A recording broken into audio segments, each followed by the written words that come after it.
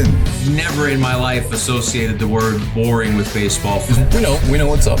Me? Yeah. Famous? Yeah. And I'm like giddy over there smiling like, we're about to win this shit. Did everyone give you crap? Give me a good host story. I'm not picking it up. We both love the game. We talk about it every day. Can't get enough baseball. Having some popcorn, you're fooling around your phone. I'd have to wait in line for 3 hours. Hang on, because it's about to be a wild ride. There's no two human life forces I would rather have on the podcast right now I know that, listen, Adam, I don't feel like it's copyrighted, baseball and coffee after dark. I guess I think anything you do after 11 p.m. is just after dark. I agree. We're winging it. And nowadays up here, it's like 5 o'clock after dark. Right. Yeah. Exactly. Yeah, well, there's no two people I'd rather be talking to than Rich Hill and Adam Ottavino after game 1 of the ALCS. And I mean that wholeheartedly. And just to give everyone a little about how loose and spicy this baseball is and boring after dark is, I'm wearing my Vladdy Time t-shirt, which I haven't broken out in years, as probably the fit will tell you. And Rich is I need to pay my electrical bill. Apparently, that's the situation. Well, let's be honest. You have a candle, so you have a candle. You have a candle. But when you first had the idea for the candle, it was, baseball's boring after the dark. We're going to be dripping hot wax. Anything goes. Listen, I don't know. Listen, Adam just got the baseball and coffee hat, which we're all envious of. Yes. So it's a good looking hat. Good job. Do I need a safe word during this podcast? When the clock strikes midnight. All right. Well, listen, as you can probably guess, I had this rant queued up. I actually tweeted something. I couldn't help it. So I gave a little bit of a tell. But the Blue Jays lose 3-1. I have a rant percolating in me. But you guys are my guests, and you guys have certainly know more baseball than I do. So maybe in you guys will say something that I'll change my mind. I doubt it. And if you do say something different than me, it's your prerogative to be wrong, because I'm pretty dug in. All right. Who wants to go first? Who wants to give their guttural thoughts on this game first? Yeah. Look,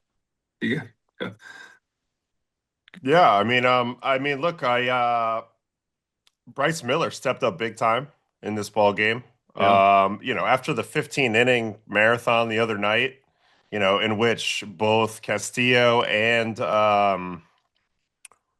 Gilbert got in there as well. They were kind of in a situation where they needed the starter to go a little deep. Bizzardo's thrown in every game of the first 5 playoff games. Spire had appeared in everything. Munoz went out there and threw 22 sliders the other night. So they needed a big start. They needed to play out in front of this game. And Miller, despite getting clipped on the first pitch of the game, does a hell of a job. And that's really what they needed, because I think if they play from behind in this game for long, they're in big trouble. And it just didn't go that way. They were able to kind of flip it and get the momentum and then slowly chip away. And once they got Gausman out of there, they took the game over. By the way, before you go, Rich, the Springer thing, now you said it, Adam, I won't feel like they rope-a-doped them, because they came out, hit a home run on the very first pitch. All right, we can do that all the time. Next thing you know, the Mariners didn't even throw 100 pitches total, which is insane. I heard that at the end of the that was amazing. Yeah, very efficient by Miller, and I think Dan Wilson deserves a lot of credit for leaving him in there. I mean, he could have easily, pulled the shoot on him. I think it was a bad move taking out Gausman when they did. That one walk there, I think, in the top of the 6th. To me, with 2 outs, he's your guy. He's your ace. You're going to stick with him. And, he had 70. What did he have? 76 pitches or 76. Something like that? Yep. Yeah, 76 pitches in the ALCS. Maybe you get one or two more starts left in the season, I mean, I think he can go a few more pitches. And I'm saying that sarcastically because he definitely could. All right. But that's what this is what the postseason's about, is the guys that, and we talked about this the other day, is that getting into the game, how are these games going to be won? It's starting pitching, shortening the bullpen and getting to the closer as fast as you can, getting to Munoz in the case tonight. And I thought that, did a great job. I mean, Miller was excellent. All right. You teed me up. Here's the thing. Taking out Gausman, 76 pitches, he gives up the home run to Cal Raleigh. Number one, I didn't have a good feeling about that at bat anyway. Maybe it would have just been wise to bob and weave your way around him. Fine. Whatever. He gives up the home run. He walks Julio Rodriguez. They take him out. Here's the problem, fellas. The problem is you're number one. You're ace. You're get on my back ace starter that has had plenty of rest and is ready to go, has given up one run after 76 pitches, that you're taking him out. So what you're saying is the one guy that you're saying, that is our guy, that is our alpha, Kevin Gausman. We don't trust him enough to go past 76 pitches. And by the way, having already gotten through Kyle Raleigh and Rodriguez. Yeah. And so what does that listen, as I'm wearing this Vladdy Time t-shirt for a reason. I still believe in the Blue Jays, but what does that tell you about where the Blue Jays are going?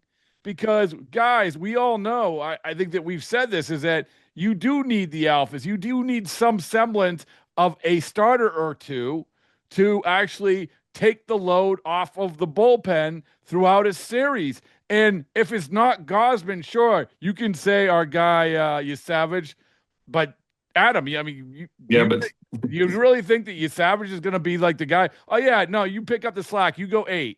No, they took him out after 5 1/3 or whatever his last game with a no-hitter and 11 strikeouts. Right. I mean, so he's not him. Bieber's not him. Bassett has a bad back.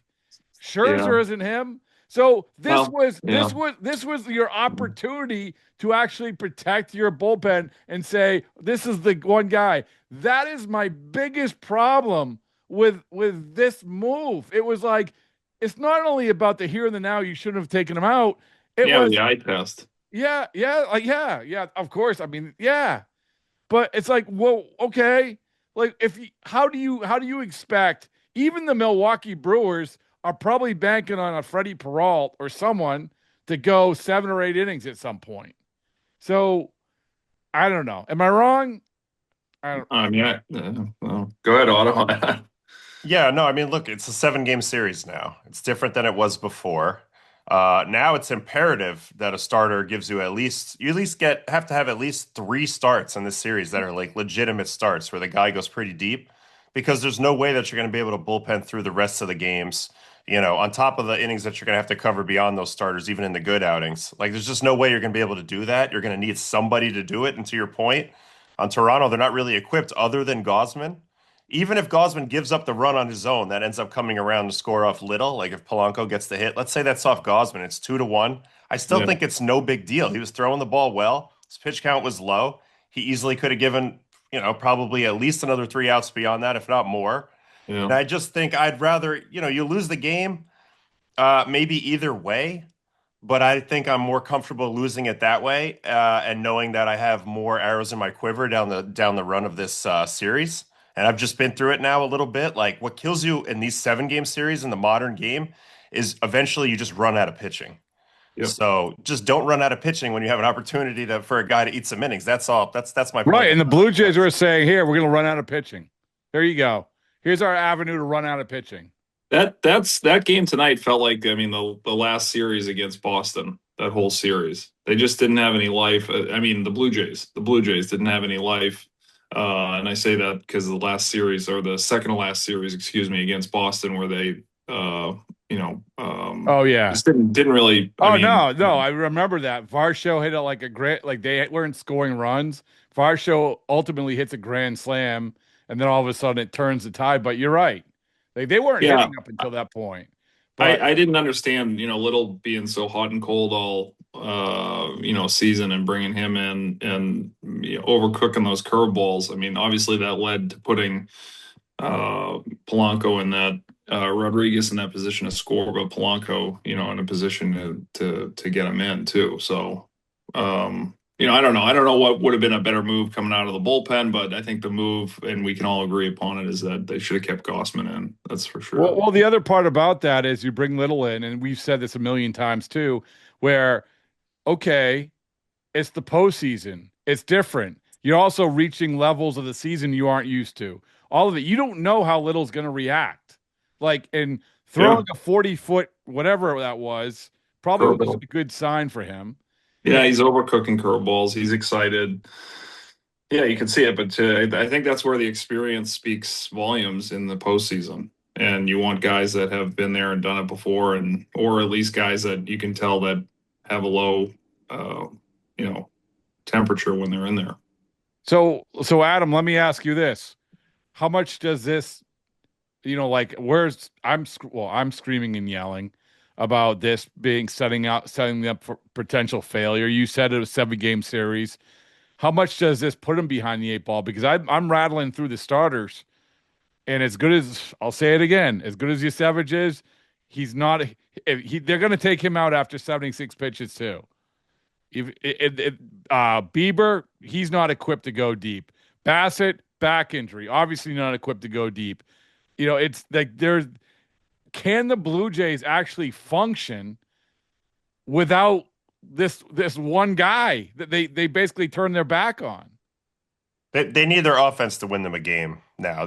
What they did now is they put the onus on the offense to have to win them a game that they wouldn't have otherwise had to do. Tonight it's a weird game. They only strike out 4 times. This is kind of what they do as a team, but it was all just early, weak contact. Mm-hmm. They weren't doing any damage. So this is like the other side of the coin with the whole put it in play, philosophy versus, obviously strike out, hit homers and stuff. Like, this is the other side of the coin. When a guy's making quality pitches early and your plan kind of backfires, it can look like this. But I still like the skill set that this offense has potentially against some of these starters. These are really, really good starters that the Mariners have. And if you're going to beat one of these guys, it's going to take a contact approach. Like, they're going to have a game where 5 or 6 balls fall in, they have a big rally, and they break a starter.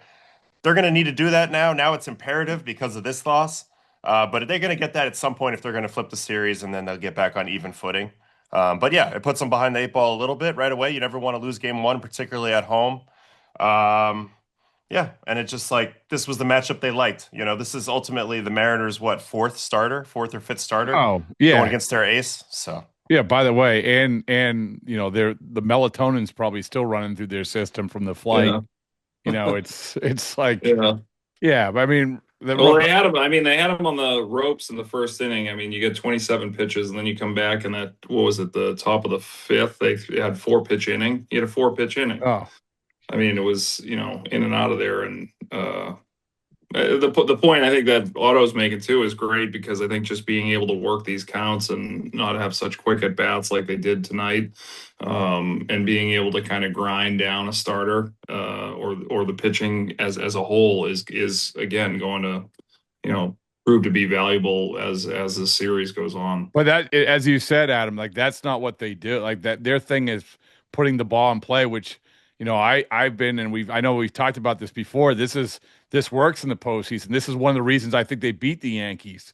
Mm-hmm. But and maybe we should chalk up this offense for over anxious. You get the big crowd. I don't know. You guys would know this better than I would. Maybe it's just, hey, you know what? We saw Springer jump on him for a home run. Now everybody's going to swing the minute they step out the dugout. Maybe it was a little of that. I don't know.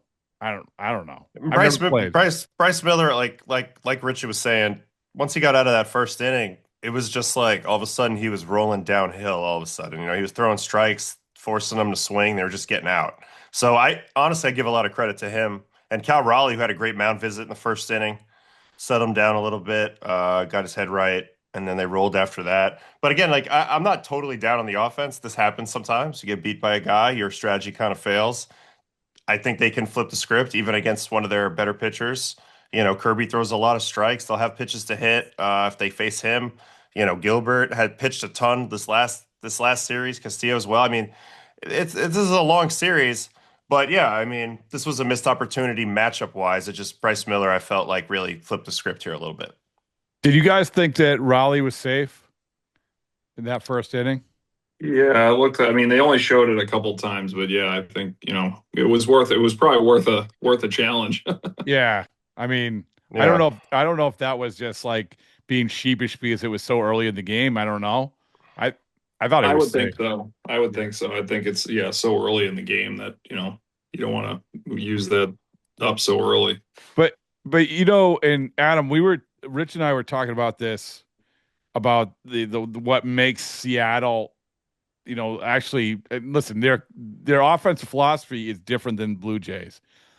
But at the same time, I like the dynamic of having these guys, have the big boys that you have to get through when they're going well. Like obviously, you had a Rosarent. He hasn't really been going yet, but Cal Raleigh, Julio Rodriguez, and now you get even Polanco in the mix. And I'll say this, I like this dynamic. If Julio Rodriguez can hit like he did tonight and not like he did the other night, to me, that is a huge, huge difference because you have Cal Raleigh, who's still on a tear. You have Julio Rodriguez. Then you have Polanco, who, by the way, we talk about putting the ball in play. Well, how did they score that run? Like, Right. He put the ball in play. Right. Yep. Right? Put the ball in play, hit a seam, and then goes to the outfield. The other thing I think too is that the importance of strike throwing in every series. We talk about it early on in the wild card and throughout all of the playoffs. The team that makes the least mistakes wins. The team that throws the most strikes wins. And you saw that we saw that as the game was going on with the walks there in the eighth, right? Yeah. Yeah. The walks in the eighth, but I mean, it's also the discipline. If Seattle's going to win this series, they need to have that discipline at the plate to go forward. Because I agree with both of you guys. I still think that Toronto has the upper hand in the series, but in order for them to win, it's going to take that throwing strikes and having great plate discipline. How did go? Ab, you get something? Oh, I was just gonna say, we were talking a little bit about the Mariners offense. Like, I feel like one thing that's not a bad thing is that they have a lot of kind of lottery ticket type of guys in their offense. Like, they might look like crap, but they'll hit some homers every now and then. It's not the Blue Jays style, but like Suarez, who I'm screaming at the TV a lot of the time. I'm watching him hit, particularly the other night in the 15-inning game. Yeah, I mean, he's got one thing on his mind. But he does occasionally run into it. It does happen. Yeah. So, it's you look at it and you're like, man, like there's a lot of pop in this lineup. There is. I mean, Randy, Raleigh, Polanco, Rodriguez, Suarez. There is a lot of pop. It's just, I think it's interesting. It's two different styles. One team's kind of waiting around for it to happen, and the other team's trying to make it happen every second they can. And it's just. Sometimes the batted ball gods kind of matter here a little bit too. Who has the better bullpen, you guys think? I think they're pretty similar, right? Yeah. Well, I would say Munoz and Brash are better than anybody that the Blue Jays necessarily have. I mean, Varland, they use him as a fireman. He's been really good for the Blue Jays, but I've been kind of down on the Blue Jay bullpen, but then they went and like won a game bullpenning. Against the Yankees. So they went out late in bullpenning. Let me ask you this. So, and maybe this is like way overthinking it. Why do you bring in Hoffman? I mean, you're up 2, right? You have to play the next day, I think, right? Correct? You have to play the next day. Yeah. You let them get a chance to look. I know they've faced him before, but still, you let them get a chance to look. Like, why are you bringing him in? It feels to me, and because they did this even in the game 1 of the Yankees series, they were blowing him out. They pitched him, I believe, for it's seemingly no reason. I'm just assuming he's the type of guy that needs to touch the mound every couple of days. Like they just want to keep him fresh. He was very inconsistent this year. I think last thing they want to do is have him go 3-4 days without throwing. So I think it's as simple as that. Yeah, maybe. Okay. Yeah. Well, I mean, so Rich, do you when you come away from this game, Rich, do you feel any different about these two teams? Yeah, I mean, I think, Seattle just showed a lot of kind of what would you say, just the persistence of their you could feel the Mariners in that game. You couldn't feel the Blue Jays. I mean, even probably being in the stadium, it just for whatever reason, it just feels like their bats were better, their approach was better as a team, and they almost it seemed like they used going through 5 games in a 15 inning game to propel them into now it's us against the world type mentality, right? Because nobody's expecting Seattle to get past Toronto, and I think that's probably what they're using, to be honest. Well, And keeping it small, keeping everything, within that one pitch at a time approach, and cliche, but 1 out, 1 pitch, one at bat, one swing, and keeping it as small as possible. well, along those lines, the pitching aside, as you're talking, I'm thinking about this. And I think Adam, you said this. This was going to be a gift for the Blue Jays. You have, the 4 starter for the Mariners.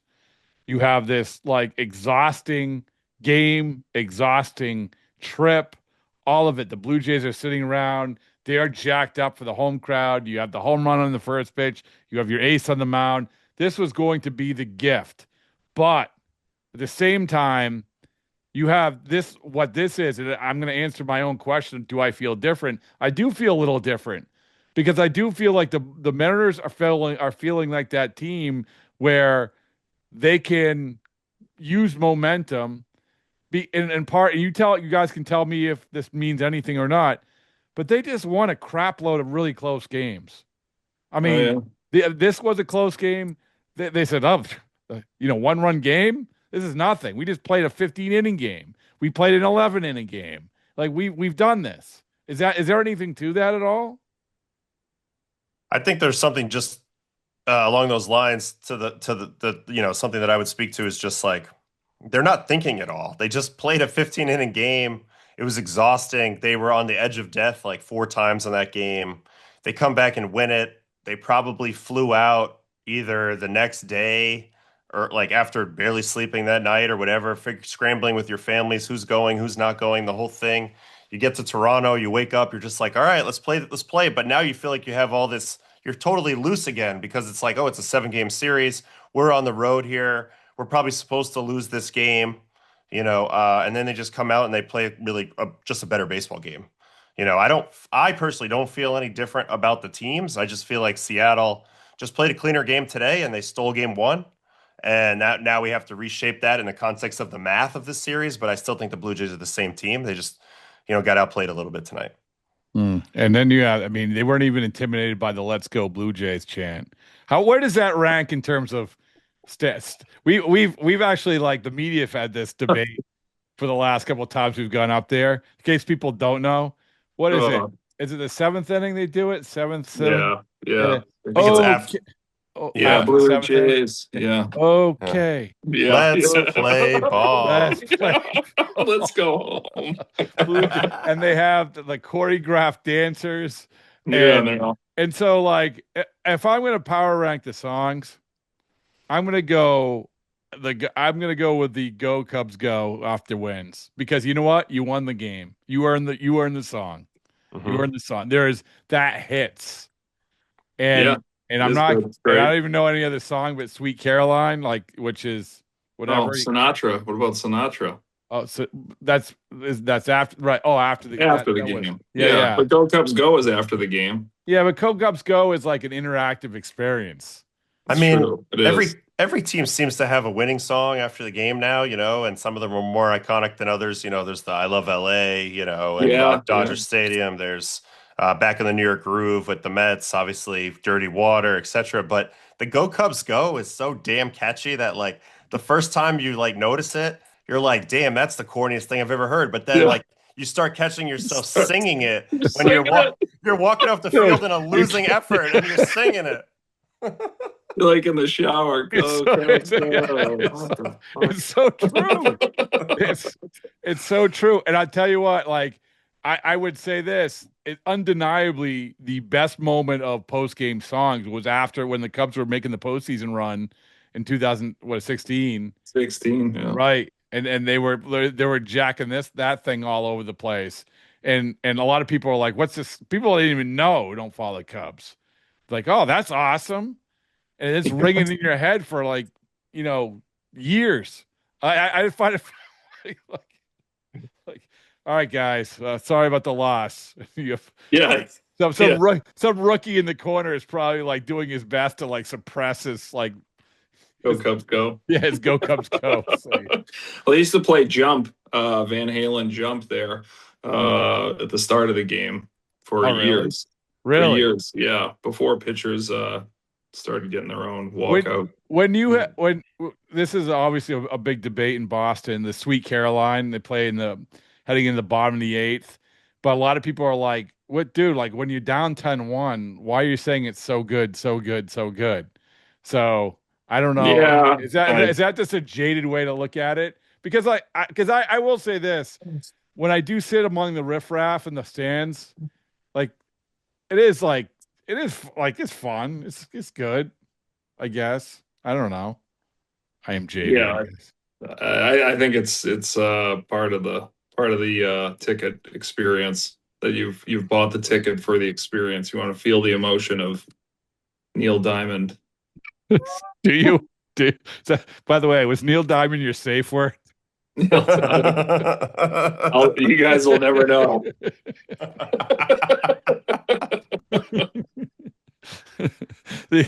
The Blue Jays won so bad.